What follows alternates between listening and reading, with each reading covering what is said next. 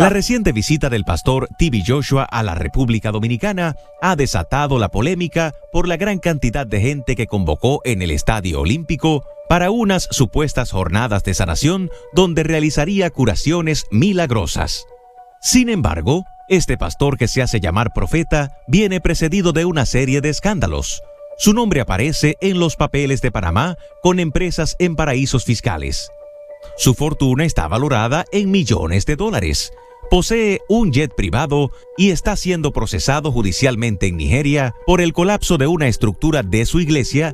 A pesar de que todo esto aparece con una simple búsqueda en Google, se le dio un recibimiento de jefe de Estado, con visita al palacio y reconocimiento por parte del Congreso Nacional. Más de 100,000 personas se dieron cita en busca del milagro del profeta. Fueron miles los que pusieron su fe y su salud en sus manos. Por eso nos preguntamos, ¿por qué tantas personas deciden seguir y creer a estos profetas? Ese es el debate en la mesa de esta noche, María Cela. Esta noche, María Cela. Interesantísimo el tema. Ese fue el informe.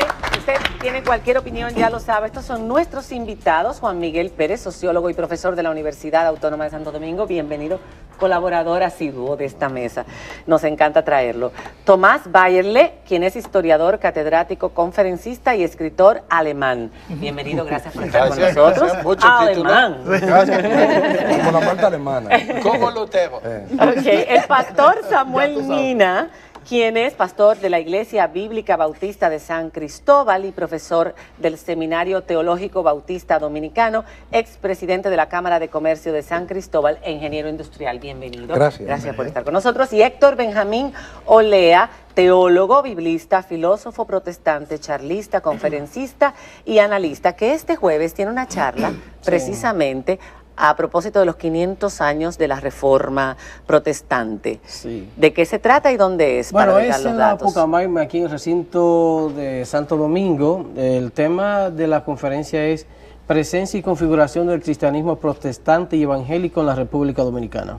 Profesor de griego antiguo. Sí, bueno, profesor de griego y de hebreo, digamos, de lingüística bíblica, y también soy hasta ahora el primer dominicano que ha trabajado en un proyecto de traducción bíblica, que fue la llamada Nueva Traducción Viviente, que salió en el año 2000. Es importante 2010, esto. perdón. Señores, es importante, ustedes están viendo, porque a nosotras nos decían, algunas de las personas allá en YouTube, no sean ignorantes, no pueden ustedes hablar de lo que no saben, ustedes no conocen la Biblia, la palabra. Yo creo que todos los creyentes católicos o evangélicos que realmente queremos practicar una fe, tenemos que conocer la palabra. Entonces, lo primero que tenemos que hacer es no insultar.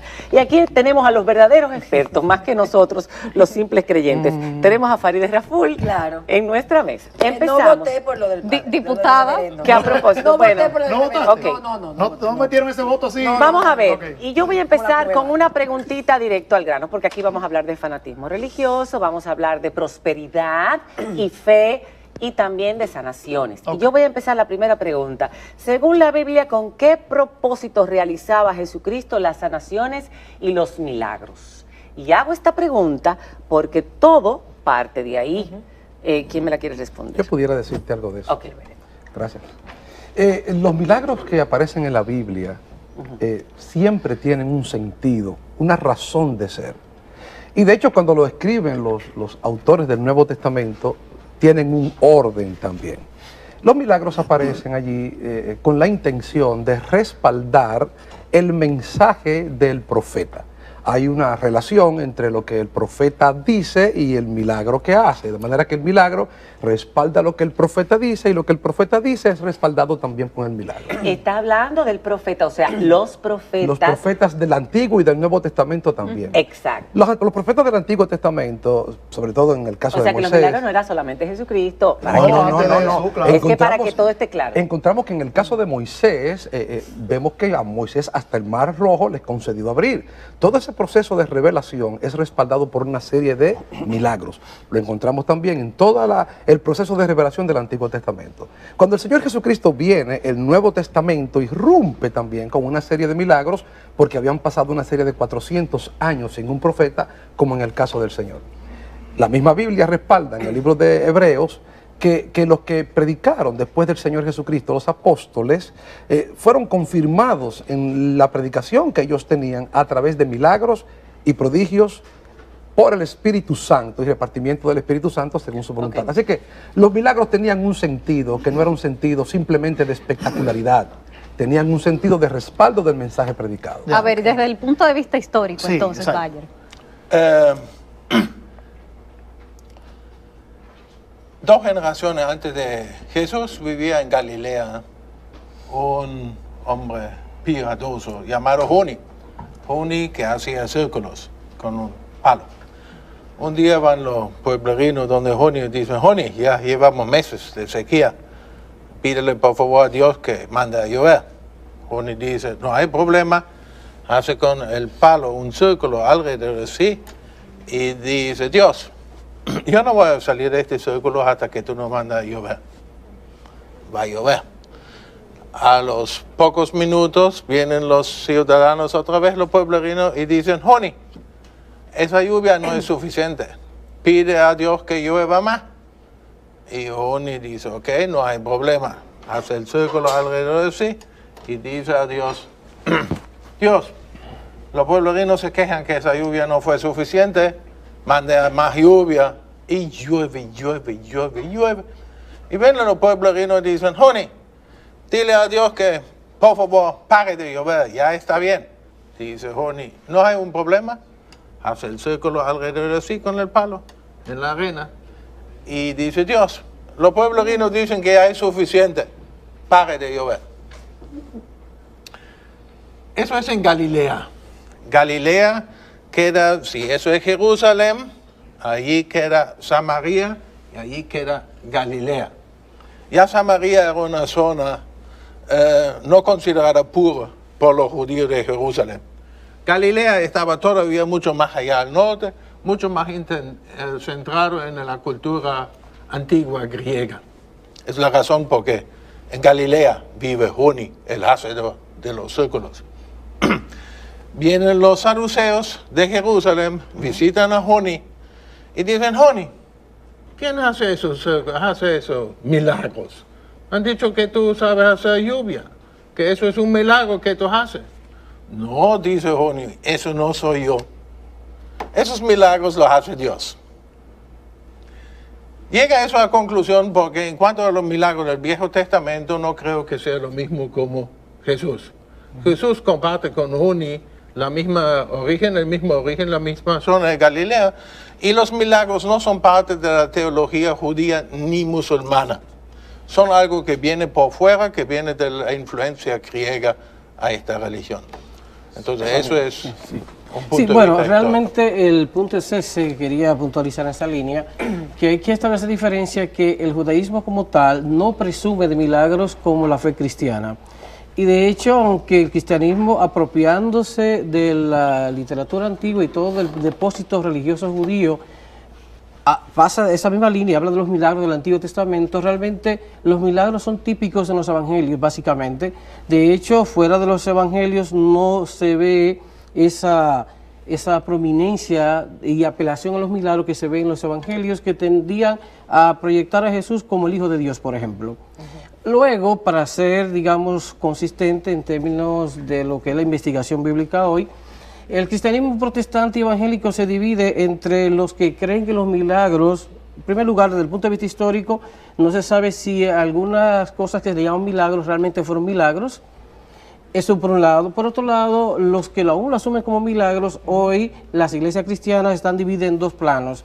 Una, las iglesias cristianas que entienden que si fueron reales milagros, hoy ya no creen que los milagros continúan. Que Son los llamados cesacionistas, es decir, no creen que los milagros existan.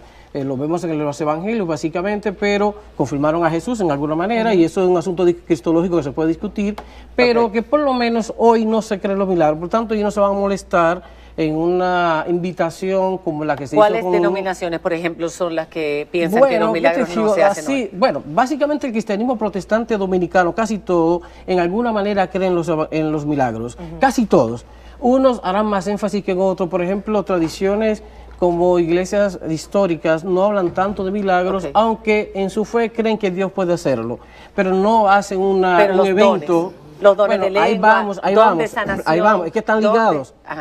que están ligados. Se entiende, dones y milagros en alguna manera los relacionan teológicamente. El don de sanación, por ejemplo. Sí, entonces, por ejemplo, ¿puede Dios sanar? Sí, pero una cosa es que una tradición evangélica crea que Dios puede sanar y otra cosa es que salga al mercado vendiendo, cierran los hospitales y arranca para acá que vas a salir sano. O sea, que se haga negocio. Es Exacto. lo que usted quiere Por decir. ejemplo, más o menos. Exacto. Exacto. Es muy común últimamente. Juan Miguel, tu opinión antes de que nos vayamos a una pausa, que este fue el precalentamiento. Y un precalentamiento bastante teológico e Sí. histórico. Sí. La sociología estima que el verdadero milagro es que la gente crea en milagros.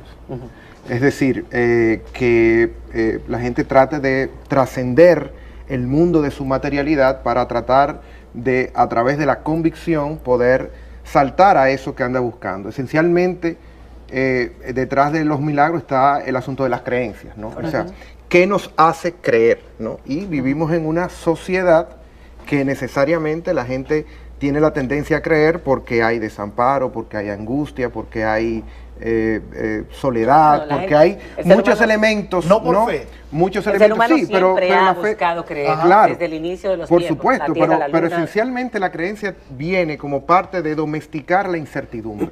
Y la incertidumbre es la incertidumbre que se acerca, es decir, el futuro es relativamente incierto, ¿no?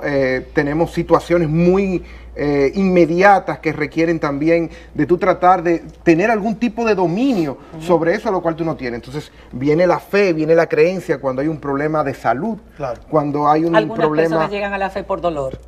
Exactamente. Pero otras no, otras llegan- pero ese dolor es cuando yo no sé exactamente de dónde aferrarme y entonces busco una instancia de amparo, una figura que me dé cobija, ¿no? Y a partir de ahí entonces se genera toda una producción que evidentemente a través de la institucionalidad religiosa, pues Gana paz. Pero fíjate- ese que yo creo encuentra una casa que está Ganando organizada paz. y, Pero y toda pero- una burocracia No es tan que fácil. precisamente lo que hace es que alienta ese proceso de Vamos a creencia. hacer una pausa, Juan Miguel aquí ha puesto un poquito el tono disidente dentro de la conversación, porque todos hablaban de los milagros y Juan Miguel está diciendo los milagros... El milagro es que haya El milagro. milagro es que haya un milagro. Este Ya. es el resumen de esta primera parte. Vamos a hacer una pausa. Cuando regresemos, continuamos con este tema y entramos también en el tema de la prosperidad.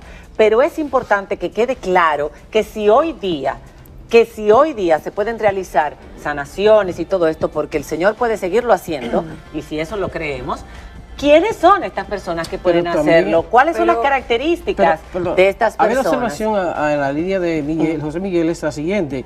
Si el milagro se puede dar porque yo lo creo, también se puede dar a la inversa. No creer en el milagro pues simplemente no lo creo. Es decir, juzgar... O sea, pasa, pero no lo creo. También, exacto, es otra posibilidad, pero desde el punto de vista racional, ¿verdad? Ocurre, pero no lo creo. Siempre Se le voy a puede, buscar una digamos que explicación. puede ser, pero no lo creo. Sí, ¿no? La Siempre voy a palabra- buscar una explicación. O sea, para que exista algo, Ok. tiene que haber una palabra que lo Bien. Y identifique. el yo aferrarme a eso, ¿me podrá ayudar? Ahorita tú me dices. Hacemos una pausa cuando regresemos. Señores, nuestro hashtag, falsos profetas, opinen. Gracias.